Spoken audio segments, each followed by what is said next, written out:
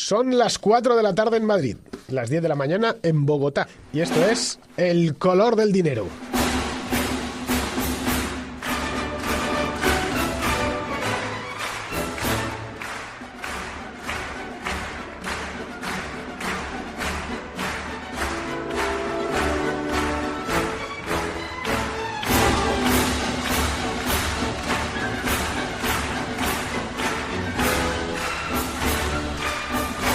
Feliz año nuevo, feliz año 2015 a todos. Empezar el año sin Johann Strauss debería ser declarado ilegal en todos los códigos penales del mundo. Es decir, cualquier persona que se le ocurra empezar un año nuevo y escuchar otra cosa que no sea la marcha Radetzky, deberían enjaularlo, deberían encarcelarlo en el acto. Bien, estamos un año más, el segundo año ya del color del dinero. Y empezamos hoy, día 2, con un plantel, iba a decir de lujo, pero es que es casi lujurioso. Tenemos a Diego Parrilla, que ya nos acompañó la semana pasada y que creo que va a contribuir más veces a este programa, aunque sea desde su lugar de residencia, que es Singapur, porque, bueno, le acabo de decir que es el Daniel Lacalle 2, pero al paso que va, creo que Daniel Lacalle terminará siendo el Diego Parrilla 2, porque hemos descubierto un talento que había permanecido oculto overseas, había en el ultramar. Offshore. Sí, y bueno, oye, la semana pasada ya le escuchamos nuestros oyentes, que es un fuera de serie. Y gracias a esto pues le tenemos otra semana más aquí. Está también Diego de la Cruz, como suele ser habitual. Y tenemos a Domingo Soriano. Muy buenas, Domingo. Hola, ¿qué tal? Con el hombre de la gran voz, The Man with the Golden Voice, como Leonard Cohen. Soriano tiene una gran voz. ¿Has oído, no? Pero no me pidas cantar como haces tú en otros programas de la casa, porque para eso no sirvo. Bueno, yo canto porque el que canta la pena espanta, ¿no? Dice el refrán. Bien, la semana pasada tratábamos el año 2014, lo tratamos con María Blanco, con los dos Diegos, y estuvo Dani desde Londres. Hoy vamos a hablar del año 2015 que acaba de empezar. Y a mí se me han ocurrido unos cuantos temas. El primero y más importante, porque yo creo que va a definir la economía mundial a lo largo del próximo año, es China. China se está enfriando, eso es un hecho. Las estadísticas, así los números nos lo dicen. La China del año 2015 no es la China, o la China del año 2014 no ha sido la China del año 2010. Y claro, un gigante de 1.000 y pico millones de habitantes, que es la segunda economía mundial, y que será la primera si sigue a este ritmo de crecimiento en breve, pues lo que le pase es si estornuda, su estornudo se puede sentir muy lejos y de manera muy potente en todo el planeta. Nadie se puede poner a salvo en el mundo actual. Lo comentábamos la semana pasada, no hay economías, bueno, quizá la norcoreana, ¿no?, que pueden vivir al margen del mundo, pero el resto... No, vivir es una forma de hablar. Bueno, vivir, mal vivir, no sobrevivir, ¿no? Entonces me comentaba, antes de entrar en el estudio, me comentaba Diego que claro, que los especialistas, los analistas, la gente de nivel, la gente con estudios, no como nosotros, pues andaban, digamos, palpándose el pantalón, viendo a ver qué pasaba allí, qué puede suceder en China. Me ha hecho un símil que me ha encantado. Dice, bueno, lo de China es el iPhone 9. Estamos en el iPhone 6. Entonces, lo que están viendo los analistas es qué va a pasar en China dentro de 3 años, ¿no? Entonces, yo lo que te ruego, Diego, es que nos lo cuentes a todos. Sí. No me quiero quedar con el secreto. No, hombre, es un tema muy complejo. China, evidentemente, se pueden escribir libros y se escriben, y bueno, y quizás como follow-up. Pero bueno, el tema viene de lejos, ¿no? Y hablábamos la semana pasada un poco sobre la perspectiva monetaria, ¿no? Cómo, digamos, el yuan ha estado pegado al dólar americano, y cómo este ha sido un factor un poco que ha creado unos desequilibrios muy importantes en el sistema, pero que ha sido claramente una fuerza que ha ayudado muchísimo a la prosperidad de China, el tener un yuan ligado al dólar americano, que significa que cuando el euro se fue a 1,40, muy fuerte contra el dólar americano, pues eso les favorecía, ¿no? Entonces ellos han tenido una moneda muy competitiva. A final de este año pues hemos visto una reversión de este movimiento en el dólar, en el que uno de las oportunidades más claras viene por la divergencia entre Estados Unidos, Europa y Japón. en el que tienes un dólar americano apreciándose de una forma muy importante por el final de su política agresiva de quantitative easing y un poco el mercado viendo la primera subida de tipos, mientras que en Europa y en Japón estamos hablando de lo contrario. Es decir, uno está frenando y el otro está con el pie en el acelerador. Entonces, esta divergencia crea unos movimientos muy importantes en moneda. ¿Qué significa para China? Bueno, pues para China el punto de partida, como decíamos, es un desequilibrio en el que cuando tú fuerzas a tu moneda que esté, digamos, pegada al dólar americano, pues le das un poco las llaves de tu economía a Estados Unidos, y eso ha generado una serie de problemas, ¿no? Porque al final la política monetaria, hablábamos antes, que prácticamente en todo el mundo pues la política monetaria tiene dos patas, ¿no? Tiene una que es lo que hace el Banco Central, que es quitar liquidez que va a los bancos. El Banco Central Europeo le puede dar el dinero que quiera al Banco Santander, pero no le pone una pistola en la cabeza al Banco Santander y le dice tienes que prestar ese dinero. Es decir, que el efecto de la política monetaria en todo el mundo pues se ve limitado un poco a la posibilidad de los bancos a que ellos lo presten.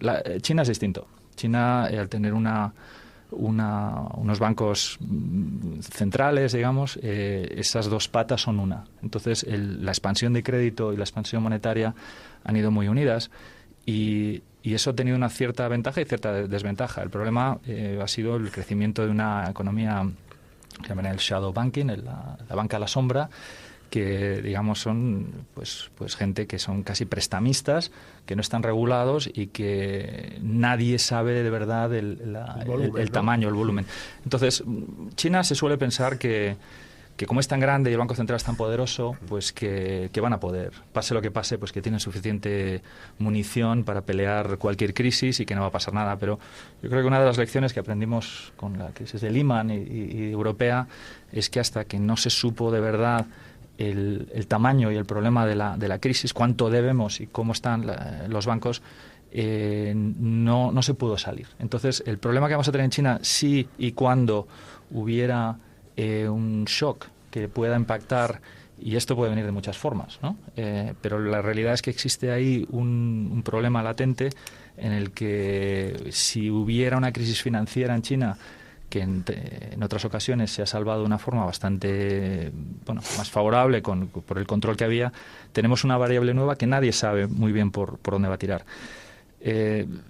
Evidentemente la China, pues hablamos de un país enorme, pero también demográficamente pues llevan con la política del One Child Policy, ¿no? Con un hijo durante décadas.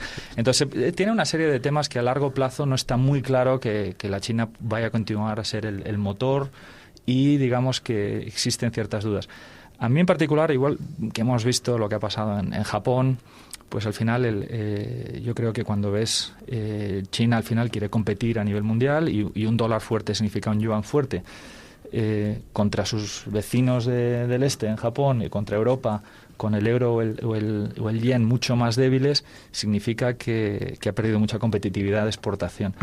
¿Qué puede pasar? Yo creo que si China, el Banco Central, decide digamos, dar la vuelta a esta tendencia del estar totalmente pegado al dólar americano, y empezamos a ver una devaluación contra el dólar americano para, digamos, ajustarse más a lo que está pasando con sus vecinos, esto puede tener unos problemas o unas consecuencias de segundo orden importantes, ¿no? Hablamos de una moneda que tiene una volatilidad prácticamente, o ha tenido, extremadamente baja comparada con cualquier otra, y la volatilidad baja, lo que hace es pensar que hay menos riesgo porque no se mueve, es el famoso cisne negro, pero la realidad es que cuando las cosas se dan vuelta pueden ser muy explosivas. Entonces yo creo que va a ser un tema que... Taleb del pavo de Navidad, ¿no?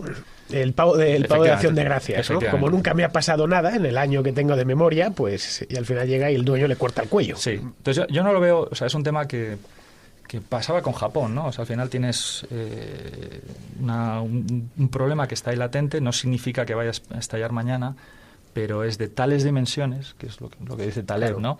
Son temas que tienen una repercusión muy importante. Yo creo que es un tema que hay que mirar, y lo más probable, como diría Taleb también, es que no pase nada. Pero como pase, es de tal dimensión que hay que tenerlo muy en mente. Entonces, aunque sean elementos de una probabilidad baja, hay que tener mucho cuidado, ¿no? Hay una cosa de China Yo la repito muy a menudo. Vamos a ver, un país lo puedes hacer una sola vez. Es decir, en España se hizo en los 60. De ahí esos crecimientos tan bestiales de 2 dígitos que hubo en los 60. China se ha hecho en los últimos 15 años. Han hecho Shanghái. Shanghái, tú ves fotografías de los años 90. La ciudad era la ciudad de los años 30 todavía, ¿no? El tren que fue el Tíbet se hace una sola vez. Las autopistas de 8 carriles por sentido se hacen una sola vez. Los trenes de alta velocidad y levitación magnética se hacen una sola vez. Luego ya hay que darles servicio y mantenerlos. Pero todo el consumo de energía y de capital es al principio, es construirlo. Y China ya se puede decir que está casi construido. Shanghái es la ciudad con más rascacielos del mundo, tienen la mayor red de alta velocidad del mundo, no pueden hacer otra vez el país, por lo tanto esa economía no va a crecer al mismo ritmo, por principio, por una cuestión de leyes de la física. Sí. A no ser que les dé por construir 2 Shangháis, uno al lado del otro. No, ellos lo entienden y de hecho el último plan quinquenal y demás les llevaba un poco más. ¿Plan quinquenal? Sí, los llaman así, ¿no? Sí, los soviéticos. Son cada 5 años. Y este último plan pues estaba mucho más orientado en la demanda interna. Pero es lo que te digo, que cuando tienes una economía a lo mejor muy dependiente de tu demanda interna, la moneda no te impacta tanto. Claro. Pero no es el caso. Evidentemente es un país que todavía depende mucho de la exportación y tal.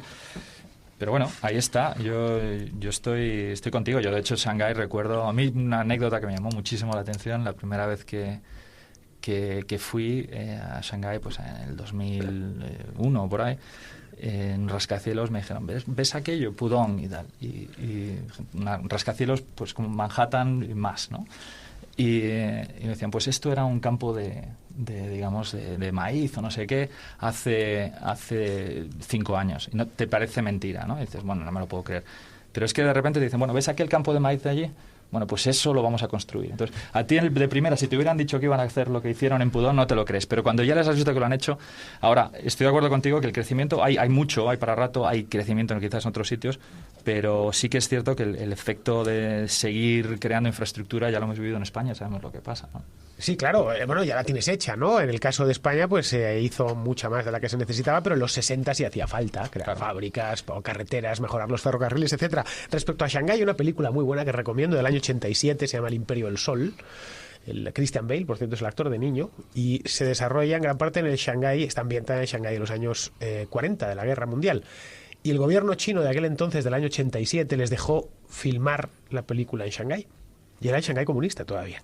Y todavía la ves hoy y dices, eso Shanghái parece otra ciudad. Claro. El Shanghái del 87 estoy hablando. Era la ciudad que habían dejado la China nacionalista en los años 30, ¿no? Con los edificios aquellos de estilo modernista construidos en los años 20. En aquel entonces era una ciudad muy moderna, pero claro, en el año 90 ya era una ciudad antigua. Bien, no se reconoce. Parece otra ciudad distinta en comparación con lo que se ha hecho después, ¿no?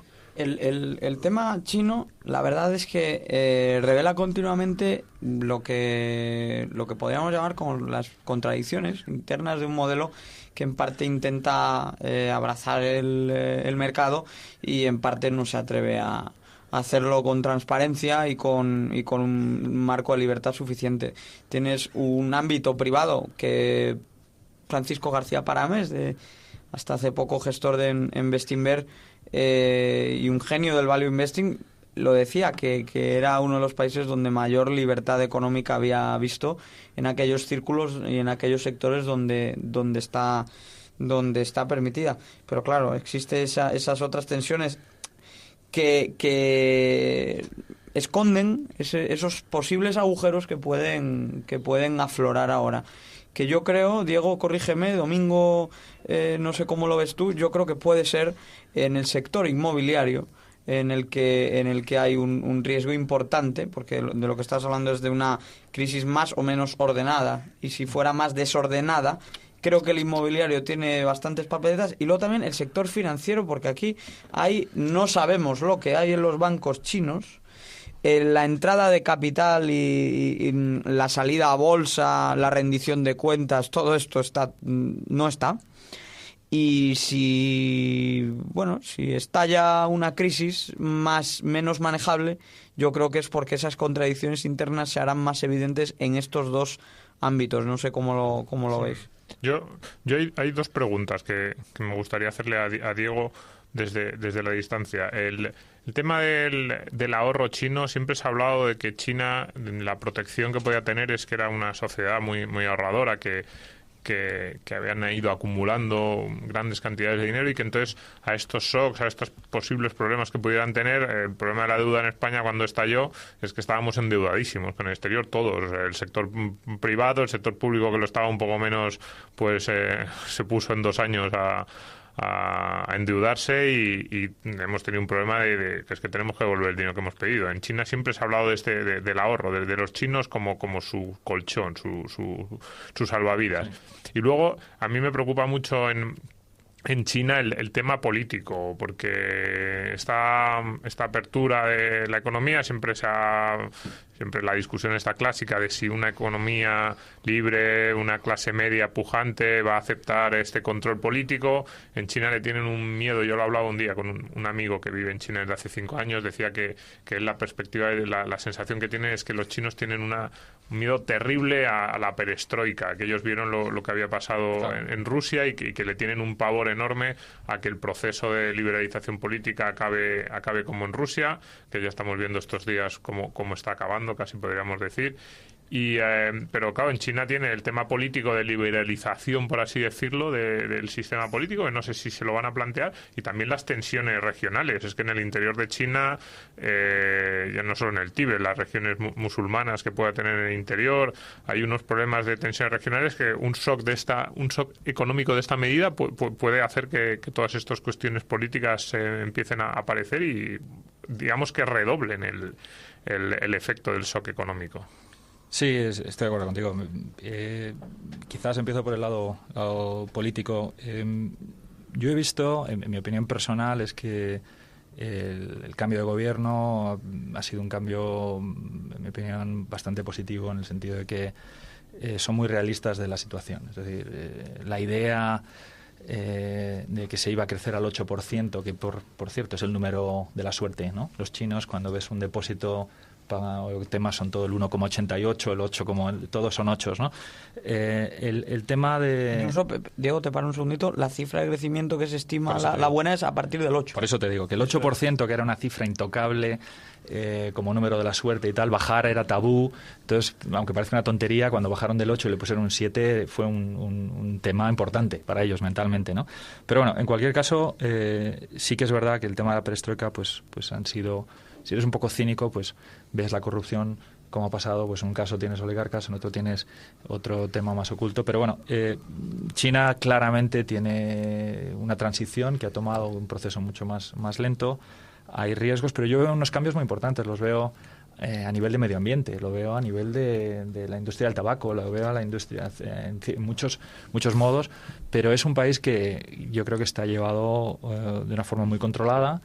Y lo que veo es un gobierno mucho más realista con la situación, o sea, lo que están haciendo con la corrupción, cabezas de turco, y son cosas que son necesarias y que están haciendo de una forma equilibrada, porque lo que no quieres es desmontar el sistema. El problema aquí de corrupción es que ha llegado un punto en el que existe una falta de credibilidad, ahora no te fías de nadie y lleva pues a que resurjan otros movimientos que no han probado nada a lo mejor, pero que se beneficien de esto. Entonces, en China hay una situación en la que se está afrontando el problema y es un problema real y se está haciendo con la transparencia relativamente limitada, pero también hay muchos cabezas de turco y para mí es un big issue que se está planteando. El tema del ahorro va unido un poco, está clarísimo que no tiene cada país es distinto y su situación como Banco Central, a nivel de reservas, a nivel de deuda externa y tal, los desequilibrios son distintos, ¿no? Y cada crisis es distinta. Está claro que, como decía Diego, quizás el catalizador de todo lo que es el sector inmobiliario, el impacto que pueda tener en la banca y el hecho de que el gobierno quizás no tenga todos los recursos para contener lo que no está regulado, que es el tema de esta banca en la sombra, es lo que me hacen preocupar un poco, ¿no? Yo diría que, Fernando, el tema al final, yo cuando hablo de inversiones hago una analogía con el golf, ¿no? existe, yo me dedico a esto, existe un poco la perspectiva de que el golf se gana haciendo eagles, ¿no? Pegándola allí sacando un drive tremendo, poniendo la pelota en el green. El golf y en las inversiones se gana no perdiendo, ¿vale? Entonces, cuando hablamos de China como un riesgo, lo que tenemos que valorar no solamente la probabilidad de que pase, sino la severidad del incidente. Entonces yo creo que es, como decíamos del iPhone 9, el tema de China, estamos hablando de ello con mucha prontitud y no, quizás no está todavía en las portadas de los periódicos, pero es un tema que pase o no pase, tiene una trascendencia bestial. Entonces, en ese sentido, estos temas, precisamente la pregunta de Domingo va por ahí. Existe una percepción de que China va a poder solventar cualquier problema porque tiene esos recursos. Ya veremos, dijo un ciego y nunca vio, como diría mi abuela, ¿no? Yo creo que hay ciertos problemas que tenemos que afrontar y se afrontan también desde una situación macroeconómica distinta, es decir, no es lo mismo hacerlo desde una situación de fortaleza con una situación en la que los mercados ya están debilitados y existen. Entonces, es uno de los temas que yo creo que merece la pena discutir, simplemente porque es uno de esos es un doble bogey que puede haber en el sistema financiero que nos lleve a pérdidas muy importantes, ¿no? Bueno, China tiene una capacidad de ajuste que no tienen otros países. Es una dictadura, ¿vale? Que ha sometido sigue siendo una dictadura hoy en día, espantosa, por cierto, que mató la misma dictadura, el mismo partido que gobierna en China hoy, el Partido Comunista de China, se cepilló a 40 millones de personas de hambre en los años 60, solo con un plan, el gran salto adelante de Mao. Evidentemente no es la misma China que la de Mao, pero puede volver a serlo, al menos parcialmente. Esa, digamos, entre comillas, es una ventaja en favor de la casta que dirige el país. A la hora de que vengan maldadas, puede sacrificar gente. Por eso decíamos la semana pasada que yo no creo que vayan por ahí los tiros, yo más bien hablaría de represión financiera para poder capear ese tipo de embestidas. Lo decíamos la semana pasada haciendo el repaso de 2014 en relación con los países del ALBA, que el colapso probablemente se ha alcanzado ya, pero el fin no tenemos por qué verlo, porque tienen tal capacidad de reprimir a nivel financiero la propiedad, hacer la confiscación necesaria y demás. Pero en el caso de China no creo que sea, es más bien una cuestión de la manida transparencia. En el caso de China, desde luego que sí sería necesaria, porque los agujeros que hay dentro de su sistema no se han corregido. Se han ido acumulando opacidades en algunos. A mí me preocupa el financiero. Bueno, sí, porque además ha habido mucho banco público, mucho banco de desarrollo regional, y hay proyectos con unas moras enormes. Sí, pero hay otro tema que, vamos a ver, las finanzas, digamos que es la parte final después de la producción.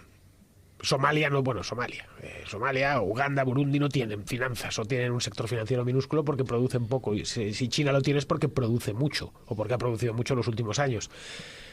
El secreto de China en la última década ha sido producir grandes cantidades de bienes destinados al mercado mundial a un precio muy conveniente. No le demos más vueltas. Ya un coste, sí. Es decir, aquí probablemente empezamos a mirar cosas y es que casi todo es made in China, desde el portátil Hewlett Packard que tenemos delante a quizá este micrófono Sennheiser que tenemos ahí, quizá esté hecho en China, no sé, tendría que mirarlo. Yo me voy a la teoría económica, bueno, desde luego el iPad que tengo encima está hecho en China, eso me consta. A la teoría económica básica.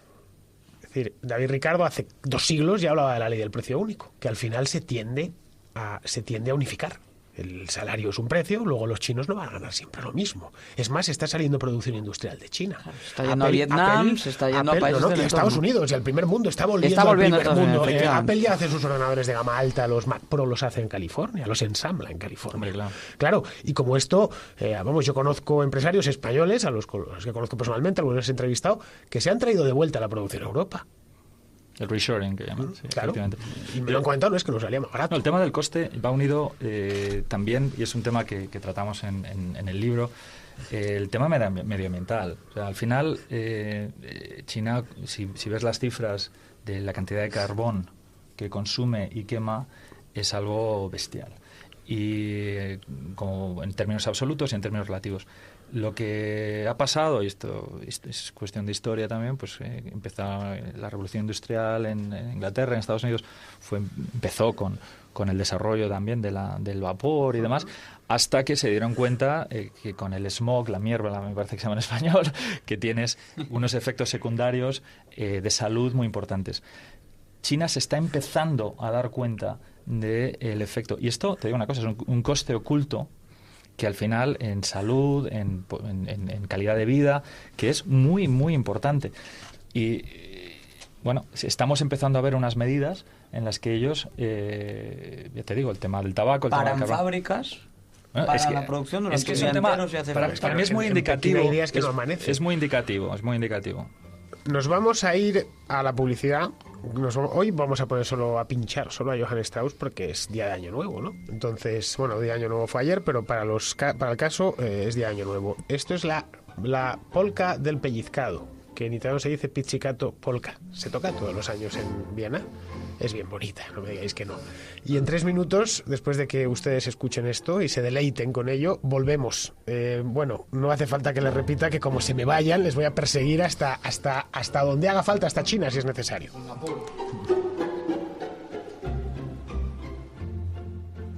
El color del dinero, con Fernando Díaz Villanueva, en Radio 4G.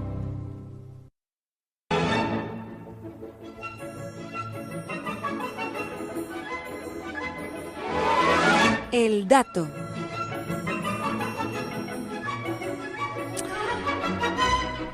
$1.285 millones de smartphones se venderán en el mundo este año, en 2015, frente a los 173 millones que se vendieron en 2010, hace 5 años. Háganse cargo de la diferencia entre 1.285 millones y 173, el incremento que ha habido en solo 5 años, en menos incluso, en 4 años.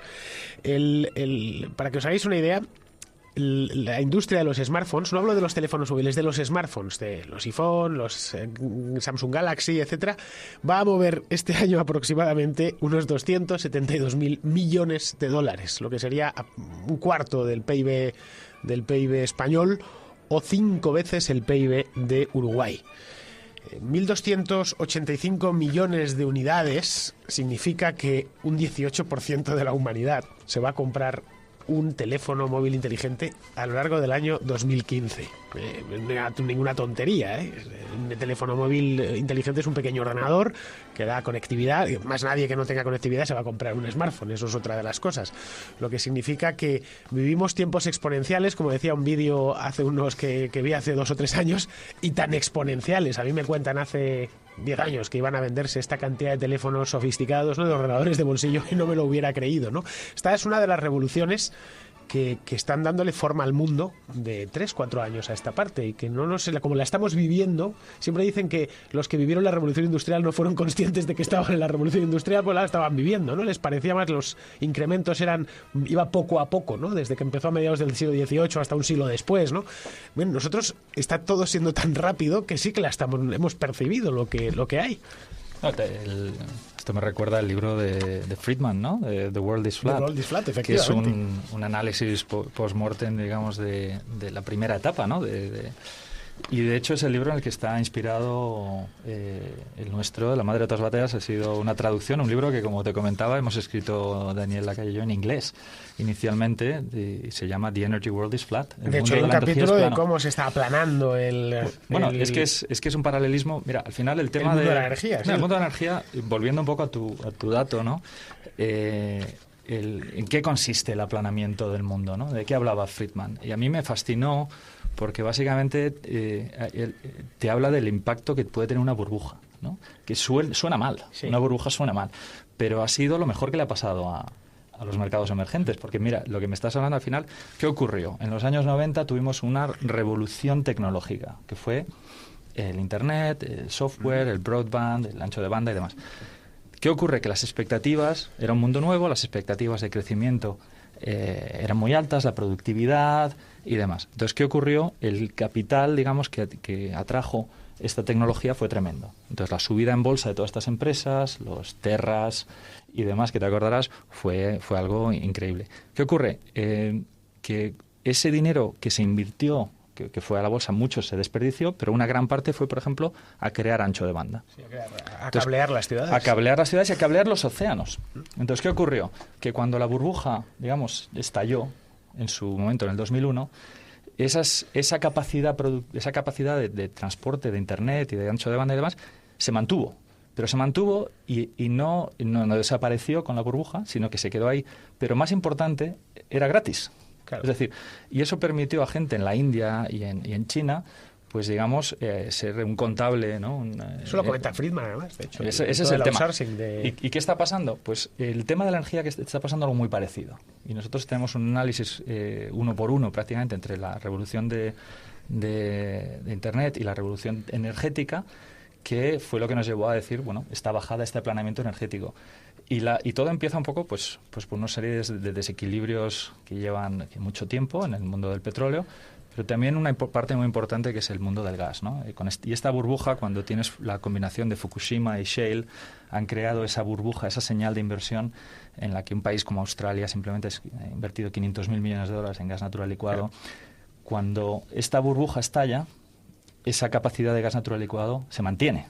Es el equivalente al ancho de banda. Entonces, hemos introducido un concepto que es el ancho de banda energético, que es la combinación de gasoductos, de oleoductos, de capacidades, de buques, de demás. tanqueros, etcétera. ¿Y qué ocurre? Que cuando tienes ese gas que estaba aislado, pero que se ha invertido, te da la opcionalidad para poder mandarlo. Entonces, va a haber una deflación energética importante y el gas va a tomar una parte muy importante en el futuro de la energía, ¿no? Entonces, va más allá, digamos, de la crisis, lo que tenemos ahora mismo, que es una batalla por la oferta, sino que lo comentábamos el otro día en la presentación del libro, la batalla por la demanda. Así que se presenta una situación deflacionista energética a medio y largo plazo que, al igual que tus smartphones, ¿quién nos diría dentro de 10 años, cuando hagamos este programa, en 10 años, que un 25, un 40, un 50% de los coches que se venden sean de gas? Y entonces lo del gas yo lo vengo diciendo, y de hecho en Libre Mercado escribí sobre este tema hace años, de que la competencia a la gasolina no era la electricidad, era el gas. Y de hecho hice un buen reportaje en las cocheras de la AMT en Madrid, que las primeras que hicieron, creo que fue en 2009 o por ahí, que eran solo gas. Efectivamente. No tenía otra cosa. De hecho, creo que casi la mitad de la flota de los autobuses urbanos de Madrid, es una de las flotas más grandes de Europa, ya es de gas. Se ven por Madrid, van con una especie de mochila de joroba arriba, ¿no? A las bombonas. Todos los camiones de la basura de Madrid son a gas. Empiezan a verse flotas de transporte corporativas a gas. No notas diferencia porque el camión por fuera o el autobús por fuera es igual. Y tú imagínate, y esto es en España. Eso en España. Pero cuando estás en Estados Unidos, que tienes el shale, digamos, a un porcentaje muy bajo, un precio muy barato, efectivamente, el incentivo para pasarte de gasolina a gas es tremendo. Yo siempre pongo el ejemplo de Warren Buffett, ¿no? O sea, Warren Buffett, probablemente uno de los mejores inversores de la historia, de los más famosos por lo menos, compró en su día el equivalente a Renfe, ¿no? La compañía de ferrocarriles de Estados Unidos. Y mucha gente decía, bueno, pero este hombre que ha perdido un poco la cabeza, ¿qué está haciendo metiéndose en este tema? Y él fue básicamente resulta que esta empresa es el consumidor número 2 de Estados Unidos de diésel. Es decir, los trenes funcionan con diésel en Estados Unidos. Detrás de los militares es el segundo consumidor más grande de Estados Unidos de diésel, claro. De gasoil. ¿Qué ocurre? Que él dijo, bueno, ¿por qué llevo yo los trenes con diésel si los puedo llevar con gas? Entonces, cuando tú piensas el impacto que tiene a nivel de consumo el cambio de diésel a gas, la cantidad, no solamente te genera demanda de gas, pero te libera un montón de capacidad para que crezca China y para que crezca el otro. Entonces, esto es una de las fuerzas de aplanamiento que yo creo que están todavía por... Es que el otro día en la presentación diste una clave que me parece fundamental, y es el tema de la competencia. Es un hecho que no se suele tener en cuenta. El petróleo, o los derivados del petróleo, básicamente mantienen el monopolio solo en el transporte, lo han mantenido solo en el transporte. La generación eléctrica son minoritarios. En España ya no se genera electricidad más allá de los sistemas insulares con fuel oil. Aquí ya el mix español es básicamente gas, nuclear, que es la banda base, y luego pues tienes la cosa de los solares, las eólicas, tal, algo de cogeneración, pero no hay fuel oil en el mix, cuando hace 30 años era uno de los puntos principales, ¿no? En cambio, en el transporte ha seguido teniendo un monopolio de facto Es decir, el que tenía un coche, una moto, los ferrocarriles se han ido pasando a la electricidad, se ha ido electrificando la red, pero todavía se siguen moviendo con gasoil, ¿no? Entonces, en el momento en que metes una competencia, ahí es donde... Y por eso mirarlo desde el punto de vista de la demanda y no desde el punto de vista de la oferta, que es como se mira este problema exclusivamente. Claro, luego la gente no entiende nada. Sí, mira, yo soy ingeniero de minas y de petróleo y de hecho he tenido muchísimos debates con compañeros que son ingenieros de petróleo y de hecho me llegó un Twitter esta mañana de un chico de Singapur diciendo, es que a estos precios mis clientes no son capaces de producir, es que se van... Claro. Y claro, sigues pensando que el precio del petróleo se va a mantener porque esta gente no gana dinero con ello. Estás asumiendo que no hay competencia. Digo, pero bueno, está a 55 o 60 dólares, por ejemplo. Esto es que si lo puedes comprar a 20 en formato gas, ¿por qué vas a pagar 60? Es decir, que no existe... Y yo creo que una parte muy importante, ¿sabes cuál es? Las unidades, ¿no? Y hablamos de esto en el libro, que la gente cómo confunde... A mí siempre me llama la atención cómo en la gasolinera tienes euros por litro, estamos hablando ahora de dólares por barril, ¿no? Y es muy difícil unirlos y decir, pero bueno, ¿cuánto cuesta? Cuando la gente ve y entiende que está pagando $400 por barril... Pero es que eso es por su gasolina, claro, dice, pero bueno, ¿dónde va el resto? O sea que al final... Es un error de teoría económica básica. Y lo mismo con el gas. Se tiende a pensar, equivocadamente, que el precio se construye sobre los costes, ¿vale? Es decir, bueno, si el precio se construyese sobre los costes, un depósito de gasolina costaría una millonada. Claro, porque habría que empezar a sumar costes, o si el iPhone que tengo encima de la mesa se construyese sobre los costes, ¿no? El iPhone, el precio se lo ha puesto a la competencia. Hasta el plus de precio que lleva un iPhone se lo ha puesto a la competencia. El ordenador de aquí del estudio de radio, el precio que tiene se lo ha puesto a la competencia. Es la competencia la que te fija el precio. Tú no dices, voy a producir ordenadores, no puedes producirlos a $3.000 porque nadie te los va a comprar. Un ordenador hoy cuesta 600. Se tiende a pensar que los grandes productores, o en este caso a lo mejor por países, cuando hablamos del petróleo, pues se piensa en términos país, pero cuando son grandes empresas, que pueden hacer lo que quieran, que pueden imponer al consumidor sus deseos y sus normas, y la primera es el precio, ¿no? Y entonces siempre, bueno, este es el mito clásico de mucho pensamiento económico políticamente correcto que vimos constantemente, que es que el consumidor no tiene ninguna fuerza, no tiene capacidad de decisión, y sin embargo vemos constantemente grandes productores que caen, que se hunden en la miseria y que llegan fuerzas nuevas que acaban con ellos. Y en el caso de que estamos hablando de energía, es que es de manual.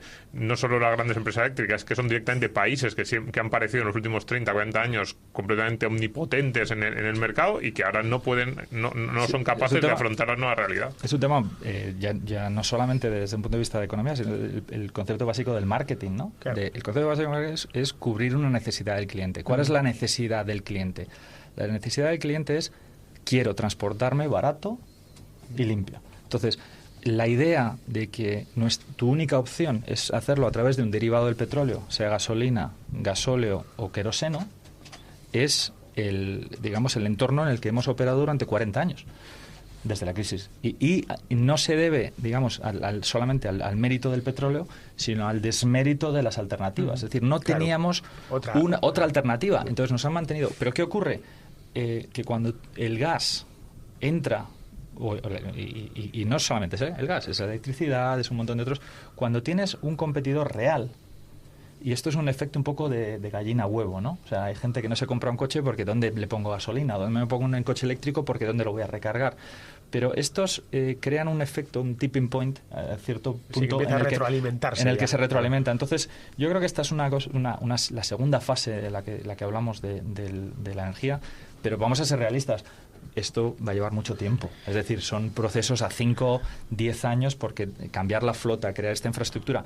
Pero es algo que está pasando ahora mismo. Ya está hecho. Y que ya está hecho y que yo creo que es algo inevitable. Es decir, la convergencia energética, el aplanamiento energético es uno de los temas que introducimos y que yo creo que es imparable. Por aterrizarlo también al impacto que tiene a un nivel más micro, que es lo que al final le va a dar una mayor legitimidad, incluso entusiasmo por todos estos procesos que ahora se ven hasta con algo de recelo, quizá por desinformación o por ignorancia, es que realmente hemos vivido un intento intenso proceso de globalización económica en las últimas décadas. Esto evidentemente comprime hacia abajo los salarios porque ese factor está efectivamente más barato en esos nuevos mercados, como por ejemplo la China que estábamos comentando, y llega entonces la hora de ajustar y de recuperar poder adquisitivo en gran medida gracias a lo que siempre lo ha hecho, que son las fuerzas de la competencia.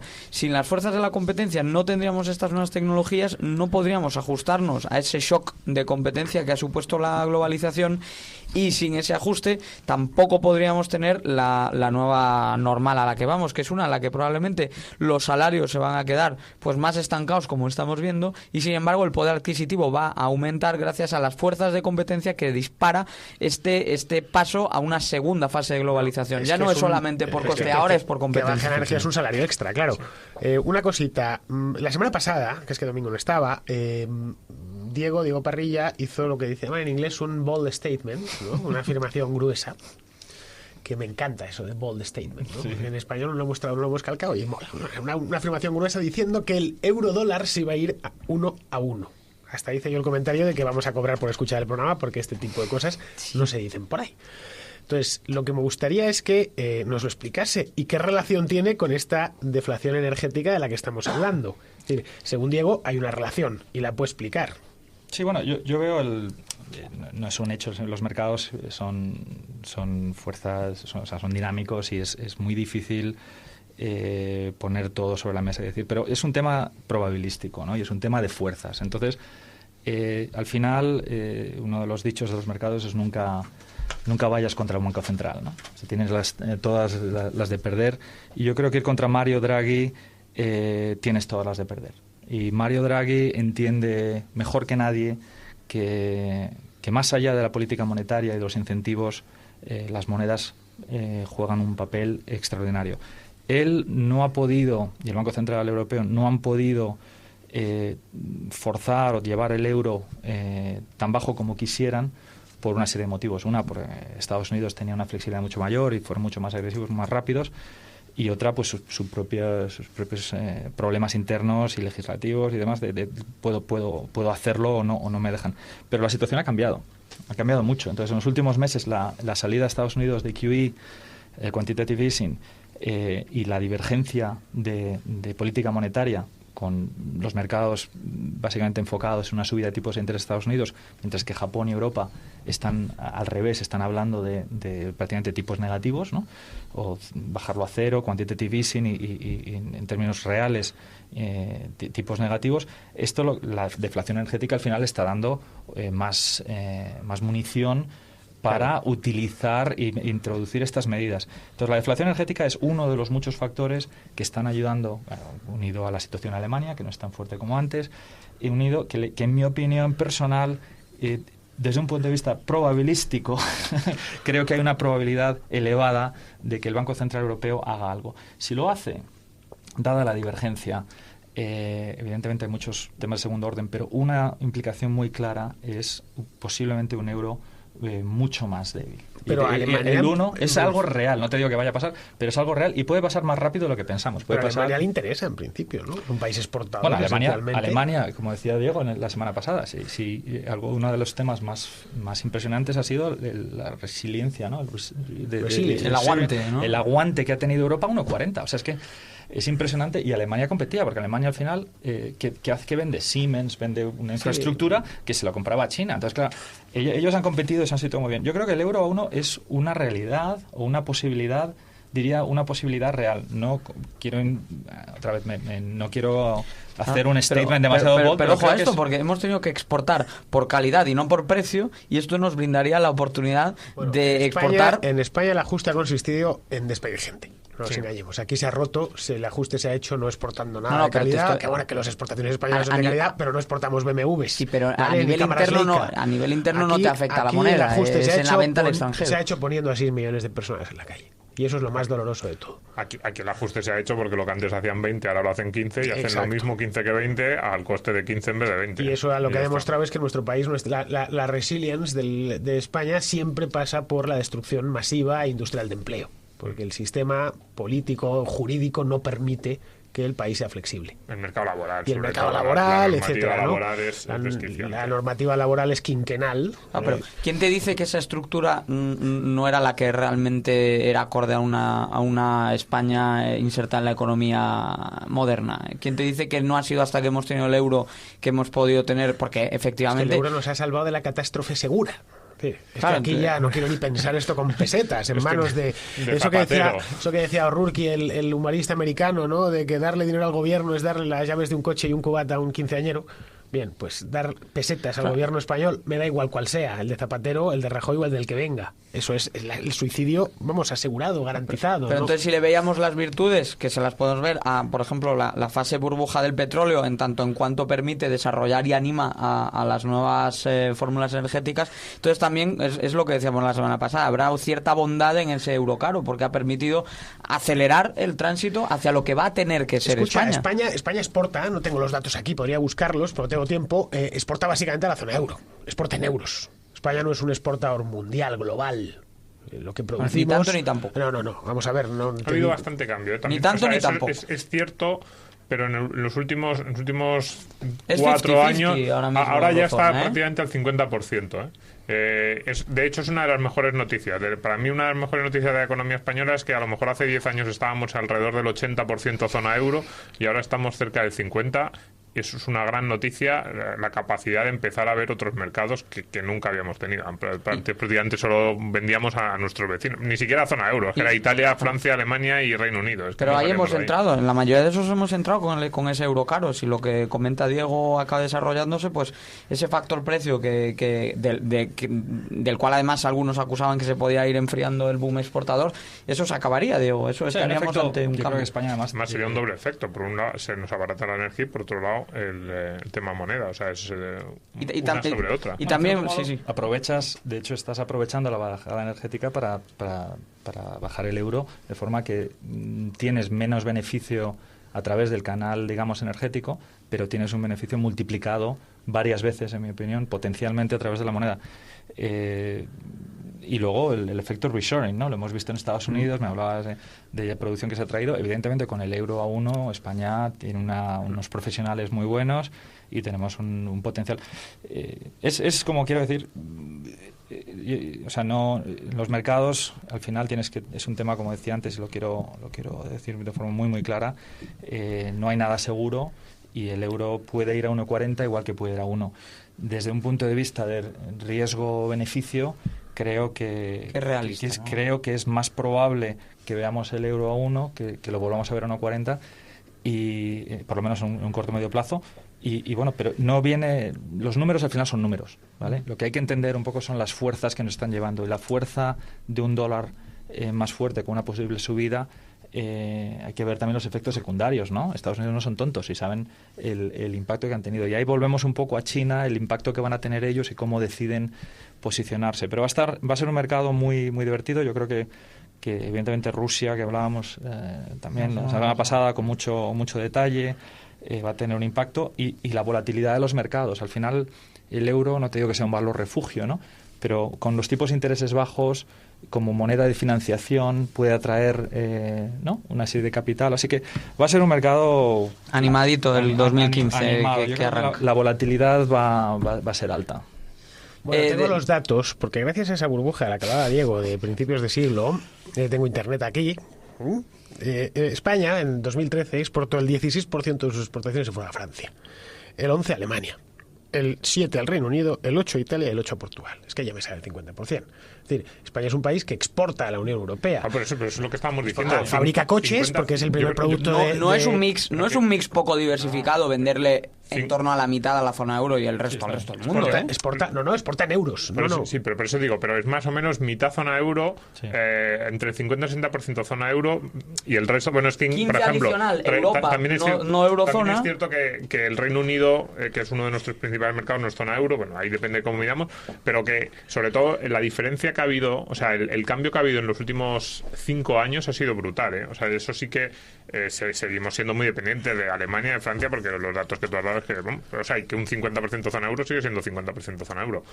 Pero incluso así, la mejora que ha habido de buscar nuevos mercados es llamativa y es una gran noticia. Bueno, porque como dice el dicho, la fuerza ahorcan, ¿vale? Y al final aquí nos especializamos en un monoproducto que se llamaba suelo y ladrillo, del que se provienen gran parte de nuestros males, en forma de corrupción, de deuda, etcétera. Y cuando esto se hundió en el año 2008, pues muchos tuvieron que buscarse. No todo el mundo estaba dispuesto a irse al desempleo, ¿no? Yo me encontré empresarios por el extranjero que estaban haciendo las Américas y vendiendo, empresarios pequeños, te estoy hablando. Sí, yo... Españoles. El boom exportador se estaba desarrollando en los últimos años de la crisis. Otra cosa es que teníamos tal bestialidad de importaciones, había un desequilibrio comercial tan profundo que esos crecimientos, pues evidentemente la balanza ni se veían.